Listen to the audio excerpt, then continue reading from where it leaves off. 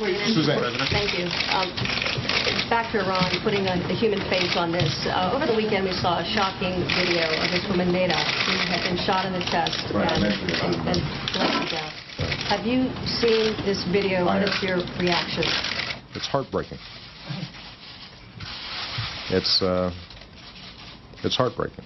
And I think that anybody who sees it knows that there's something fundamentally unjust about that. We also have people on the ground who have been seeing that the streets are quieter now, and that is because they feel that they're paralyzed by fear. Fear of people gone missing, fear of violence, that perhaps this is a movement that's gone underground or perhaps is dying. Do you have any concern over that? Yes. I have concern about how peaceful demonstrators and people who want their votes counted may be stifled from expressing those concerns. I think, as I said before, there are certain international norms of freedom of speech, freedom of expression. Hold on a second, Helen. That's a different question. And I think it's important for us to make sure that that we let the Iranian people know that we are watching what's happening, that they are not alone in this process. Ultimately, though, what's going to be most important is what happens in Iran. You know, we've all been struck by the courage of people.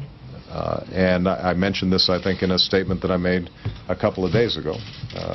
Some of you who had been covering my campaigns know this is one of my favorite expressions, was Dr. King's expression that the arc of the moral universe is long, but it bends towards justice. We have to believe that ultimately justice will prevail. So.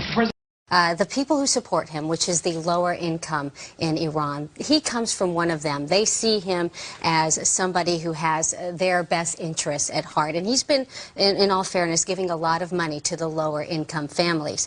But when you go to the middle income, when you go to the students in the universities in Tehran, they basically criticize him based on his various policies. There's a reformist movement that is going on inside of Iran. Last week, when I was there, one of the leading reformist papers inside of Tehran was shut down. Khatami, who is the former president of Iran, who was also one of the leaders of this reformist movement, has a lot of support among the students in Tehran. People, the intellectuals in Iran, and there are a lot of them, it is a very educated society. They are worried about his extremist values.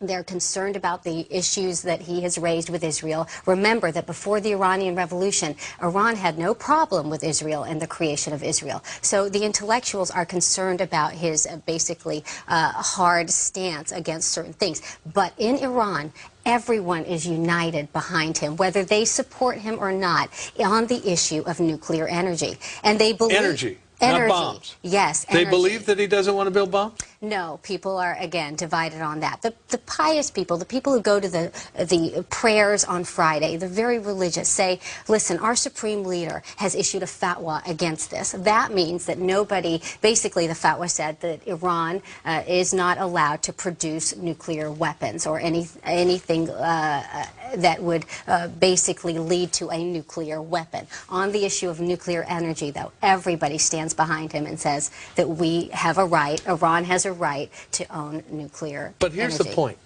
He is telling the United States and the world, I'm not building a bomb. I just want to make electric lights go on. I just want to make hair dryers work. That's all I want. And yet... And nobody believes him. Well, nobody believes him because he's been lying for years now about this. Well, so do the Iranian people believe him? Do they actually think that he is, if they go ahead and they enrich uranium, that he's not building a bomb? No, I think most people agree that this is for a much larger cause. I think the intellectuals will tell you that, yes, Iran does want to pursue this to become a bigger power in the Middle East, and they don't see a problem with that on either end. When Khatami was here visiting, you heard him speak of the fact that Iran needs to prove that it can be trusted. In other words, i.e. a new government can come into place, which the Europeans and the U.S. can trust to be able to have and possess nuclear energy, be as close to building a nuclear weapon, but everyone to say, like Iran used to be back before this revolution, that Iran is a country that can have nuclear weapons but use them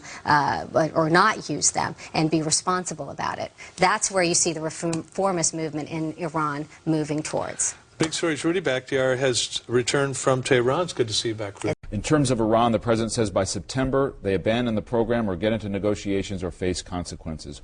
What does this administration have to do now to get that change, to get them to abandon a nuclear program?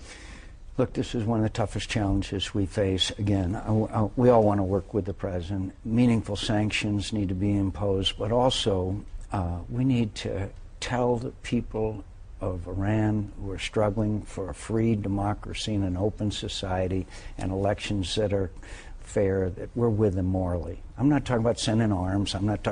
I think the seminal event was the death of Neda on the street that was broadcast all around the world. That will fundamentally change the future of Iran because she was the symbol of an oppressive and repressive regime, and I think the winds of change will even blow through Iran. Now, whether it does quickly or not is hard to say. We didn't predict the collapse of the Berlin Wall, but it happened, and I believe that in Iran something is afoot that can't be stopped.